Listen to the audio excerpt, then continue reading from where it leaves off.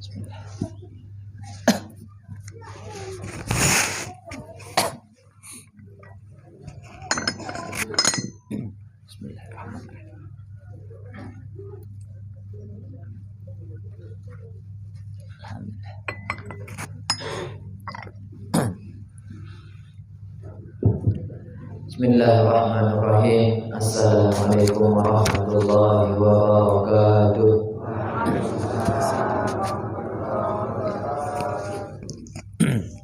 Innal hamdalillah nahmaduhu wa nasta'inuhu wa nastahdihi wa na'udzu billahi min syururi anfusina wa min sayyiati a'malina. May yahdihillahu fala mudilla lahu wa may yudlil falan tajida lahu waliyyan mursyida. Asyhadu an la ilaha illallah wa la syarika lahu wa asyhadu anna Muhammadan abduhu wa rasuluh. Allahumma asli ummata Muhammadin sallallahu alaihi wasallam warja'an ummati Muhammadin sallallahu alaihi wasallam warham ummata Muhammadin sallallahu alaihi wasallam wa nashur wahfaz wa ayyid nahdatul watani fil alamin bihaqqi Muhammadin sallallahu alaihi wasallam. Yang saya hormati dari ketua Ponpes yang ada di Baitul Izzah niki, juga dengan asatiz ustaz, para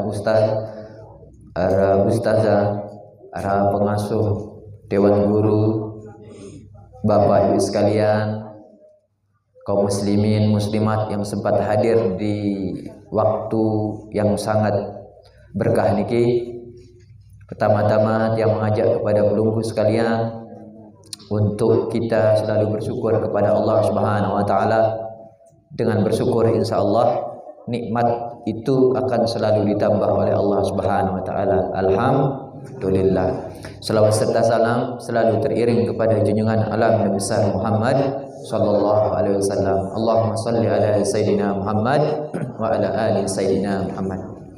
Sebelum kita mulai pengajian, untuk kita bacakan Fatihah dulu nggih pada yang sudah meninggal dunia, almarhum Haji Abbas, Haji Rusdi, Haji Mursirin, Haji Sinardi, kemudian Haji Mahyudin, ya Ama Denia almarhumah, ya Ina Denia ya, kemudian Ama Nurmin, Nina Mama niki, Ama Johan yang ada di sini disebut, mudah-mudahan semuanya diampuni dosanya oleh Allah Subhanahu wa taala, dimasukkan ke dalam surganya, diangkat derajatnya, dan disampaikan apa yang kita niatkan untuk beliau semua. Bismillahirrahmanirrahim. Fatihah.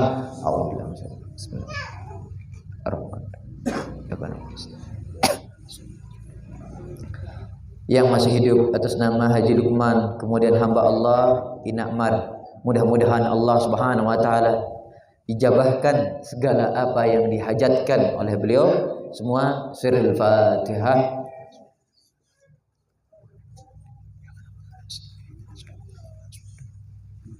Semua yang sudah menyumbang di pondok pesantren ini dari awal didirikannya sampai hari kiamat, mudah-mudahan Allah sampaikan pahala pengajian, pahala segalanya yang dikerjakan di pondok ini kepada mereka semua. Sirrul Fatihah.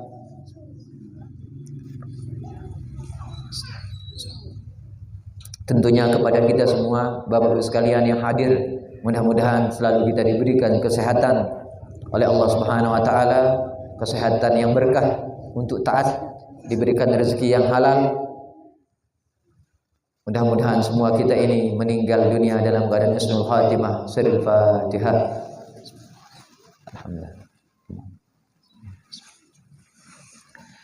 Hadirin jamaah kaum muslimin muslimat yang dirahmati Allah Subhanahu wa taala, pada kesempatan ini yang akan mengkaji tentang sarful qaimina bil laili wa fadluhum, kemuliaan dan keutamaan orang yang menghidupkan malam, orang yang bangun di waktu malam untuk ibadah, baik ibadah salat, ibadah zikir maupun ibadah-ibadah yang lain.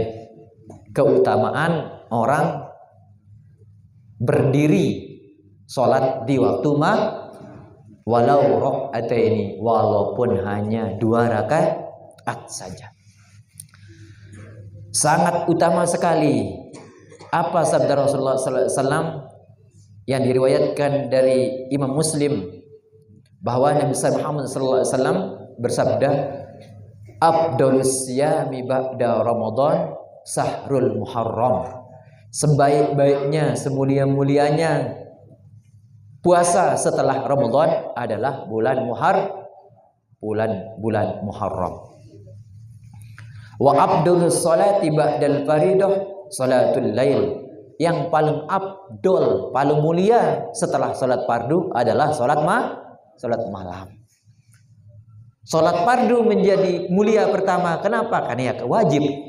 Tidak ada yang menandingi nilai keutamaan wajib. Yang nama wajib ya besar pahalanya. Setelah wajib itu banyak salat sunnah. Apa yang paling mulia? Yaitu salat di waktu malam. Ini pertama keutamaannya. Yang kedua, keutamaan orang yang Nabi namanya salat di waktu malam. Ruya warawal Baihaqi anin Nabi sallallahu alaihi wasallam qala. Imam Baihaqi meriwayatkan dari Nabi Muhammad sallallahu alaihi wasallam, Rasulullah bersabda, yuhsyarun nasu bi sa'idin wahidin yaumal qiyamah. Nanti akan dibangkitkan manusia itu di dalam satu tempat di hari kiamat. Manusia, jin, setan, binatang semua jadi satu, nanti dibangkitkan. Payunadi munadin, akan ada seruan, panggilan yang kita dengar nanti, pengumuman dari langit. Apa katanya panggilan itu, pengumuman itu? Ainal ladzi kanu tatajafa junubuhum anil madaji'. Ainal ladzi kanu, mana orang-orang yang dulu itu ketika hidup di dunia itu tatajafa, itu jauh, junubuhum, apa namanya ini? Apa rana bahasa kita? Engkang deh. Mana manusia yang dulu itu ya engkangnya itu apa bahasa Indonesia engkang? Apa? Pinggang kiri dan kanan itu namanya junubuhum. Mana orang yang pinggangnya itu dulu, baik pinggang kirinya maupun pinggang kanannya itu, yang dia itu terangkat dari tempat tidurnya. Maksudnya mana orang yang bangun dulu, orang yang tidak melekat daripada ini pinggangnya tidur itu. Mana orang-orang yang suka bangun dulu di waktu malam itu, dipanggil. Fayakumuna, berdirilah mereka. Siapa yang berdiri? Yang merasa dirinya bangun dulu. Melihat bangun tapi tidak bisa. Malaikat tuh kita itu. Itu malaikat Bapak Ibu sekalian, satu orang itu 70.000 yang melihatnya. Jadi yang berdiri itu siapa? Yang ingat merasa dirinya dulu apa? Tahajud, bangun di waktu malam. Kalau yang tidak pernah bangun di waktu malam untuk sholat itu tidak bisa dia. Apa sabda Rasulullah SAW? Wahum qalilun. Mereka itu sedikit golongan yang bangun malam itu. Dalam satu kampung itu berapa orang yang mampu bangun malam? Coba.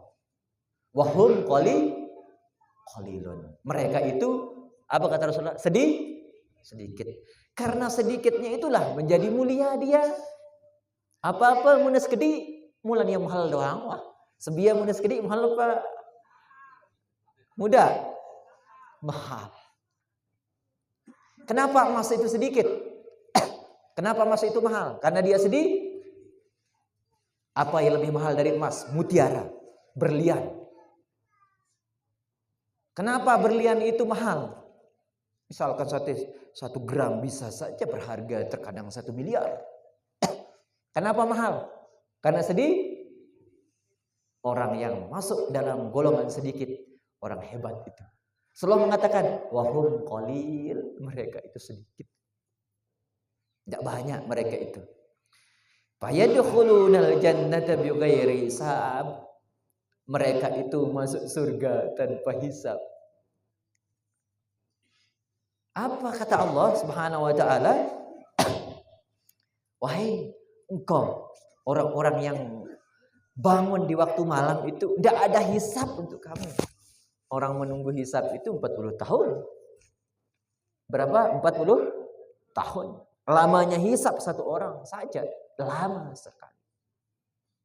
Lamanya dihisab, lama menunggu. Ini yang paling lama menunggu ini. Kenapa? Karena semua kita itu akan berhadapan dengan Allah Subhanahu wa taala. Berapa miliar manusia dengan zaman Adam sampai hari kiamat, sekek-sekek menghadap laut. Suwe pendek tak nunggu. Suwe pendek. Suwe. Tetapi ahlul tahajud, orang-orang ahli tahajud, apa kata Allah? Silahkan pelunggu semua, wahai hambaku engkau semua, tidak ada hisab bagimu, tidak ada lelah bagimu menunggu, tidak ada hisab, masuk surga sudah. Summa yu'maru bisairin nasi ilal hisab. Kemudian yang lain yang tidak bangun tadi, mereka diperintahkan oleh Allah Subhanahu wa taala dikumpulkan untuk dihisab. Yang sudah ahli tahajud bedadah wadadah semeton dadahang batur. Sudah mereka itu Nabi masuk surga. Itu hebatnya orang yang sholat di waktu malam. Kenapa hebatnya seperti itu, Bapak Ibu sekalian? Karena tidak akan bangun malam orang kecuali orang itu benar-benar cinta kepada Allah. Kalau tidak tergerak hati nuraninya, benar-benar untuk Allah hidupnya, mereka akan sulit untuk bangun malam. Kenapa? Karena tidak ada yang paling nikmat tidur di waktu malam. Tidak ada yang paling nikmat kecuali tidur di waktu malam. Tapi karena rasa cinta kita kepada Allah Subhanahu wa taala, kita memikirkan akan nasib kita nanti di akhirat. Sementara di dunia ini kita tidur hanya sementara saja, kita bersenang-senang, tapi lebih banyak kita memikirkan kehidupan kita di akhirat. Oleh sebab itu, maka kita mampu untuk bangun malam, istiqamah. Sehingga apa kata Al-Imam Sayyidina Al-Haddad radhiyallahu taala anhu, ada karunia Allah yang terbesar yang ditaruh di dalam hati manusia. Siapa yang diberikan 3 karunia ini, kata Al-Imam Al-Haddad, ketahuilah bahwa itu adalah karunia yang tidak bisa ditandingi dengan isi dunia ini. Jangan kau ganti dia, kata beliau. Jangan kau minta yang lain. Apa katanya di sana? Pertama adalah ada orang yang digerakkan hatinya alal ikbali Allah.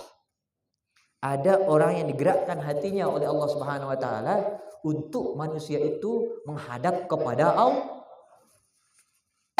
Untuk rindu kepada Allah. Pertama. Itu kata beliau pemberian Allah, tentara Allah yang ada di dalam hati manusia. Sehingga dengan tentara ini, bisikan ini, nafahat namanya. Nafahat itu hembusan, tiupan yang lembut di dalam hati kita. Artinya dipanggil sudah hati nurani kita. Apa katanya dalam niat? Nanti saya bangun malam. Jam 1, jam 2 sudah begitu orang tidur. Sudah bangun dia duduk. Salat, zikir, memohon kepada Allah Subhanahu wa taala. Itu namanya nafahat. Kalau orang sudah ngaji, bergetar hatinya, yakin doanya, itu namanya nafahat, pemberian. Kalau orang ngaji, geger dia. Kalau diajak zikir, senang dia. Pokoknya rindu saja.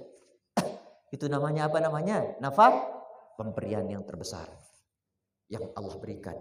Kenapa? Karena ada orang yang tidak diberikan. Tidak ada keinginannya, tidak ada senangnya untuk ibadah itu, merasa terpaksa. Jadi kalau kita sudah diberikan oleh Allah itu, jangan kau ganti dengan yang lain. Jangan samakan yang mengatakan orang itu walaupun tidak sholat, walaupun tidak ke masjid, dia itu selalu panen saja, banyak hartanya. Bukan pemberian yang sesungguhnya itu. Yang kedua kata Al-Imam Al-Haddad adalah engkau itu bagaimana? Disiapkan al-ikbali alal akhirah. Ketika hati seseorang diingatkan oleh Allah untuk mengingat akan akhiratnya. Nasibnya sendiri. Bukan kita memikirkan nasib orang ini. Kita memikirkan nasib siapa? Nasib kita sendiri. Coba bayangkan 50.000 tahun di akhirat manusia nanti. Parah apa tidak nasib itu? Parah, nanti kita pikirkan nasib kita sendiri. 40 tahun kata Imam Ghazali kita menghadap langit. Tanpa pakaian, tanpa makan, tanpa minum. Nasib kita sendiri itu. Nasib kita sendiri. Jadi ketika itu dibukakan oleh Allah Subhanahu wa taala, Bapak Ibu sekalian, pasti kita akan berusaha seberat apapun amal ibadah itu. Nabi, seberat apapun amal ibadah. Sehingga ada seorang ulama Bapak Ibu sekalian, Abu Yazid Al-Bustami, seorang ulama, apa kata beliau? Itu selama 40 tahun tidak tidur malam. Sama enggak dia sama kita manusia? Ya manusia, tapi kenapa? Karena dibukakan oleh Allah nasibnya untuk akhiratnya nanti. Dia tidak berani. Kalau kita ini bagaimana ini? Bapak Ibu sekalian. Kenapa? Di waktu malam itu selalu tidur, tidak ada takut karena tidak memikirkan nasib kita. Bagaimana nasib kita di dalam kubur? Bagaimana nasib kita nanti ketika dibangkitkan? Bagaimana nasib kita di padang mahsyar? Bagaimana nasib kita di sirat nanti? Bagaimana nasib kita ketika ditimbang? Itu nanti bagaimana nasib kita ditanya oleh Allah Subhanahu wa taala. Sehingga kalau kita pikirkan itu, pasti kita akan menyiapkan bekal untuk hari akhirat. Salah satunya di antaranya adalah siapa yang ingin masuk surga bighairi hisab dengan apa? Dengan bangun malam. Ini dia. Selanjutnya di antara keutamaannya rawat At-Tirmizi an Abi Umamah radhiyallahu taala anhu Rasulullah sallallahu alaihi wasallam. Al-Imam Tirmizi meriwayatkan dari Abi Umamah sahabat Rasulullah sallallahu alaihi wasallam. Sahabat Rasulullah sallallahu alaihi wasallam ini mendengar dari Nabi besar Muhammad sallallahu alaihi wasallam, qala, Rasulullah bersabda, "Alaikum biqiyamil lail." Hendaklah kalian istiqamah untuk mengerjakan salat malam. Alaikum, pegang dia, istiqamahkan dia, niatkan dia. Apa kata Rasulullah? Fa innahu dabbus sholihin qablakum. Karena ini tahajud ini, salat malam ini adalah kebiasaan orang-orang soleh sebelum kamu, para umat-umat terdahulu. Tidak ada orang dekat dengan Allah kecuali mereka bangun malam, walaupun hanya 2 rakaat sebelum subuh. Kemudian apa? Wa qurbatun ila rabbikum. Salat malam itu akan mendekatkan dirimu kepada Tuhanmu, kepada Allah Subhanahu wa taala. Wa maghfaratun lisayiat, dan salat malam itu bagaimana salat malam itu akan mengampuni segala kesalahan. Wa manhatun anil ismi, dan menghapus daripada dosa. Jadi orang salat malam itu pertama, bagaimana? Dia itu akan dekat dengan Allah Subhanahu wa taala. Siapa yang dikatakan soleh? Yang mampu bangun malam. Karena beliau mengatakan da'bus sholihin, kebiasaan orang soleh. Siapa yang menganggap dirinya soleh atau siapa yang dianggap soleh, dia itu bagaimana salat malamnya. Harus dilihat. Kalau dia tidak bangun malam, bagaimana itu? Bagaimana orang dikatakan soleh kalau dia tidak bangun malam? Wa maqrabatun lakum ila rabbikum, maka itu akan salah satu sebab yang akan mendekatkan dirimu kepada diri Allah Subhanahu wa taala. Hubungan kedekatan kita dengan diri Allah Subhanahu wa taala seperti itu. Kalau dalam sebuah kitab para ulama mengatakan, ahlul ma'rifah mengatakan tidak seseorang diangkat menjadi wali kecuali di waktu malam. Wali itu Bapak Ibu sekalian dalam ilmu tasawuf itu diangkat dia, dilantik dia itu. Kapan? Di waktu malam. Orang diangkat oleh Allah Subhanahu wa taala menjadi kekasihnya itu bagaimana? Di waktu malam, tidak sembarangan. Sehingga orang menjadi kekasih Allah itu pasti orangnya ahlul lail, dia itu ahlul tahajud dia. Tidak ada yang kita lihat Bapak sekalian, yang kita saksikan kecuali orang-orang soleh itu adalah ahlul lail. Yang kita lihat sendiri guru kita Bapak sekalian Sayyidi Al-Habib Umar bin Habib bin Salim, beliau punya tukang pijit dari Lombok, dari mana? Dari Sakra, teman tiang dulu. Itu terkadang 1 bulan atau 2 kali sebulan mijit Habib. Beliau itu dipijit biasanya pulang pengajian itu jam 12. Jam berapa? Jam 12. Mijitnya itu lama, hampir dekat-dekat subuh. Apa kata ini tukang pijit ini? Beliau ketika dipijit itu tidak tidur dia di waktu malam. Sambil dipijit itu beliau memegang Al-Qur'an, menghatamkan Al-Qur'an. Kadang misalkan 3 jam atau 4 jam dipijit, ya 4 jam itu sudah baca Al-Qur'an. Sehingga apa dikatakan beliau itu tidurnya 1 jam. Berapa tidurnya? Sehari semalam tidurnya beliau itu 1 jam. Apa? Sehari semalam. Bagaimana seperti itu Bapak sekalian? Karena itulah kekasih Allah. Tidak mau menyanyiakan waktu. Sama seperti kita manusia, tapi himmahnya, keinginannya, kekuatannya, batiniahnya itu. Nah, jadi tidurnya itu berapa? 1 jam. Itu saja sudah. Itu pun tidurnya tidak seperti tidur kita keroket, tidur duduk. Itu 1 jam. Berarti di waktu malam setengah jam, di waktu sebelum zuhur itu kalau tidak acara setengah jam, itu saja. Ini. Yang tidak tidur. Ya begitu juga dengan kita dengar bagaimana Al-Mahfudhah Bapak Maulana Syekh. Kita dengar dari sekarang Raden Tuan Guru Bajang, apa kata beliau? Dari kecil, dari umur SD, saya sudah dilatih oleh nenek saya, kata beliau, itu dibangunkan jam 2. Masih kecil, masih SD kelas 5, kelas 6. Kan yang sering tidur sama beliau adalah Raden Tuan Guru Bajang. Itu sudah dilatih, saya sering beliau bercerita itu kan. Jadi masih SD kelas 2. Wah, terlatih. Wah, itu harus bangun jam 2. Dibangunkan harus jam 2 dilatih, sudah dibangunkan sudah. Untuk ibadah, untuk tahajud itu. Nah, artinya seperti itulah kemuliaan. Ada sebagian ulama Bapak-Ibu sekalian itu melatih anaknya yang masih kecil dengan dijanjikan. Masih kecil, tidak tahu, masih TK anaknya, masih kecil tidak tahu apa. Apa katanya? Nanti kalau kamu bangun di waktu jam 2, saya belikan mobilan. Saya kasih uang. Dijanji anak itu. Benar. Di waktu malam hanya dikasih apa? Dikasih apa yang dijanjikan itu. Bangun dia di waktu malam. Apa tujuannya? Mendapat keberkahan di waktu malam. Walaupun anak tidak ibadah, hanya dibangunkan saja. Kenapa? Mendapatkan keberkahan. Kenapa mendapatkan keberkahan seperti itu? Tapi apa kata ulama? Bahwa di dalam waktu malam itu adalah waktu berkah. Kenapa waktu berkah, waktu bersih? Kenapa? Tidak ada orang bangun kecuali adalah ahlullah, kekasih Allah.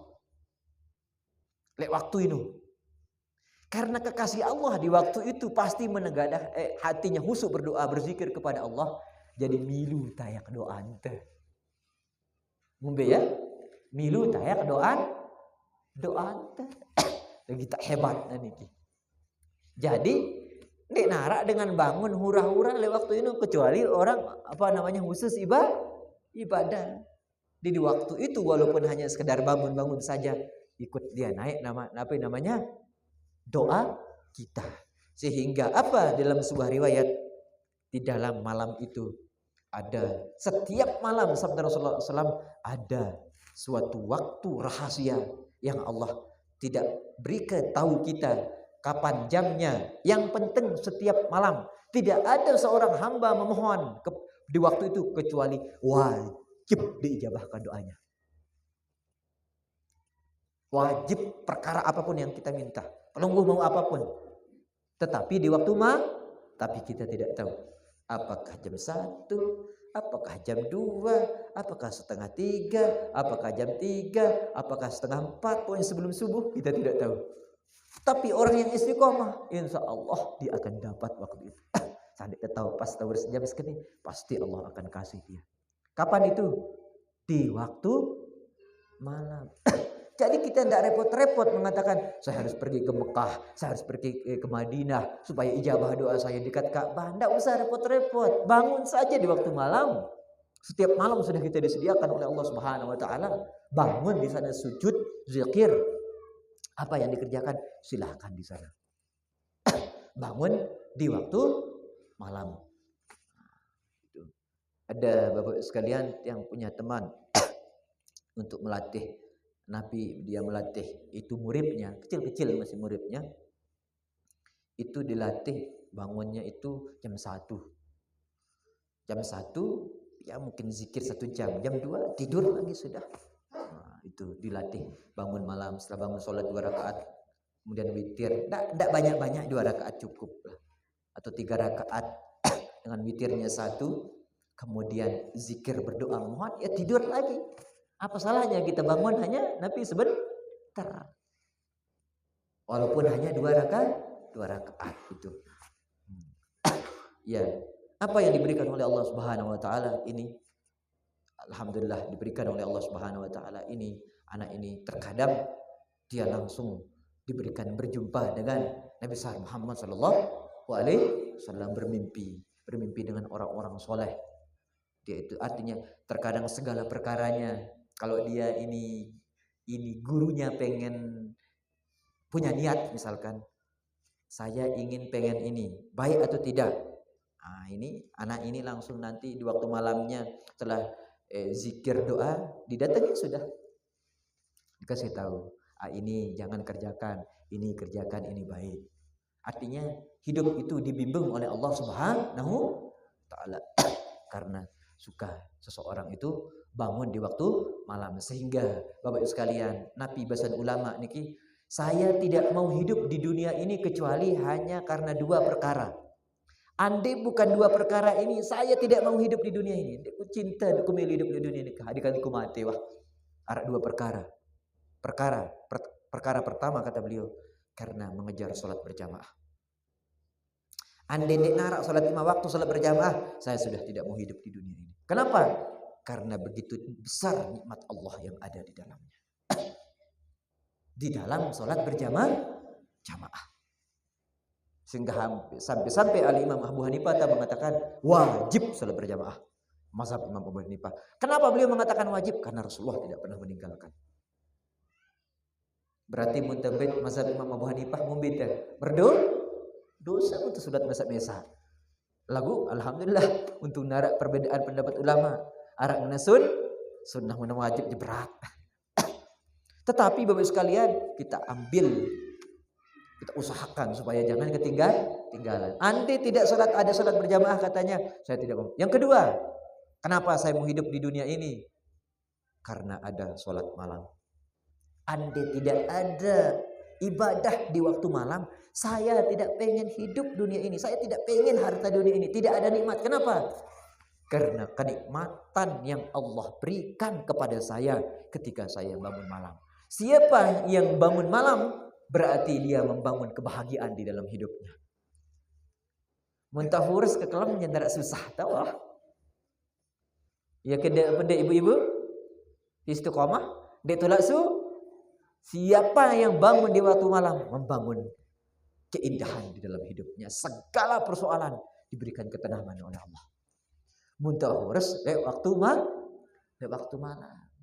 Sehingga orang bangun malam itulah orang bercahaya nanti mukanya di hadapan Allah Subhanahu wa taala. Mudah-mudahan Nabi Sita malang niki nggih. Mudah-mudahan mana arak Nabi arana 2 rakaat terbangun di waktu malam sekalian sebelum subuh mana ngaji terbangun cuma suwe munduran insyaallah kalau sudah terbiasa insyaallah yang penting Nabi narak pada niatan nggih insyaallah. Hadirin mati Allah Subhanahu wa taala. Jadi Mungkin yang tidak terlalu banyak untuk pengajian niki nggih. Karena sebenarnya ada persiapan untuk acara juga niki nggih. Pak Tuan niki. Ya, untuk persiapan untuk acara pada saat ini niki nggih. Jadi acara itu adalah acara pembacaan Burdah Al-Imam Al-Husairi yang dimana beliau salah satu banyak diambil oleh Al-Mahfudhah Bapak Maulana Syekh karangan beliau seperti Ya Rabbi bil Mustafa balik maqasidana, itu karangan siapa? Imam Husairi, itu diambil dari qasidahnya beliau. Muhammadun, nah, Muhammadiyah itu juga Muhammadun itu diambil siapa yang mengarang? Imam Husairi. Ya. Banyak itu syair-syair diambil oleh Al-Mahfudhah Bapak Maulana Syekh dimasukkan di dalam hizib. Tapi ada suatu karangan Al-Imam Husairi namanya Burdah. Namanya apa namanya? Burdah. Burdah niki berisi 100 bait. Baitnya sama seperti bait-bait syair dalam hizib. Cara membacanya mirip-mirip seperti itu. Baca syairnya itu 100 bait. Makanya di antara bait itu kan ada yang diambil di sana dimasukkan apa? Di dalam hizib. Apa di sana juga? Ya Rabbi bi Mustafa balik maqasidana. Maulaya sholli wa sallim daiman abada. Nah, itu termasuk apa? Karangan Al-Imam Husairi. Itu syair itu bukan sembarangan Bapak sekalian. Itu ada kisahnya. Itu Al-Imam Husairi Bapak sekalian, itu dalam dikisahkan beliau itu dulu sakit. Beliau sakit napi, sakit stroke. Kepak man bahasa tadi nggih, di dalam waktu beliau itu kepak, dalam waktu stroke-nya itu beliau mengarang ini syair ini, pujian ini kepada Nabi besar Muhammad sallallahu. Setelah itu beliau ketiduran. Di dalam tidurnya Rasulullah sallallahu alaihi wasallam datang membawa burdah, pakaian yang dibelah itu. Marjubah si tebelah no. Anget. Kemudian Rasulullah membuka bajunya, dipakaikan kepada siapa? Imam Husairi. Setelah dipakaikan kepada Imam Husairi, beliau terbangun, langsung sehat, bisa berdiri. Nabi langsung sehat, bisa berdiri, sehingga beliau juluki ini solawatnya, ini pujiannya ini dengan nama Burdah. Karena asalnya seperti itu. Rasulullah SAW setuju, senang melihat Imam Husairi memuji Nabi Muhammad SAW melalui burdahnya. Itu keutamaannya. Yang kedua, ada pernah terjadi Bapak sekalian di Yaman.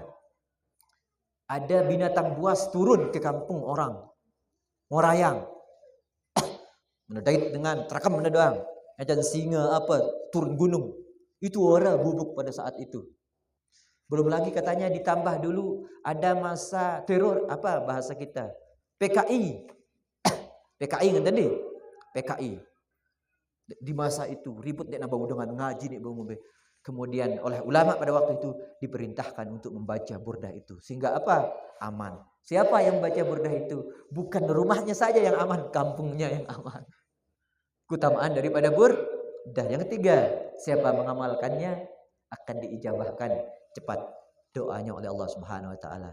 Sehingga Bapak Ibu sekalian, ini acara yang nanti ada keliling ke santri atau santriwati di Lendang Luar, nanti pembacaannya itu nggih. Pembacaannya burdah itu nanti di luar. Kalau di Joro nanti besok malam setelah salat maghrib di sini. Malam Jumat yang ada di Batu Jalek. Nah, ada santri baru di sana. Minta untuk kita bacakan di sana. Pak siapa namanya? Pak Mukram. Ya kalau tidak salah ya. Pak Mukram. Mungkin di rumahnya nanti itu malam Jumat. Pembacaan daripada Nabi namanya burdah. Mudah-mudahan bisa dipelajari. Nanti ibu-ibu bisa ikut nanti ya. Muslimat nanti bisa ikut. Saya bacakan. Kita bawakan teksnya. Ikut baca itu insya Allah. Kayak hizib mudah jalan syairnya itu. Okay? Kita niatkan. Mudah-mudahan dengan sebab itu kita menjadi dekat dengan Nabi besar Muhammad sallallahu alaihi wasallam. Bapak sekalian, mungkin sebelum yang tutup arah pertanyaan sekian atau dua nih, mungkin arah silakan nih.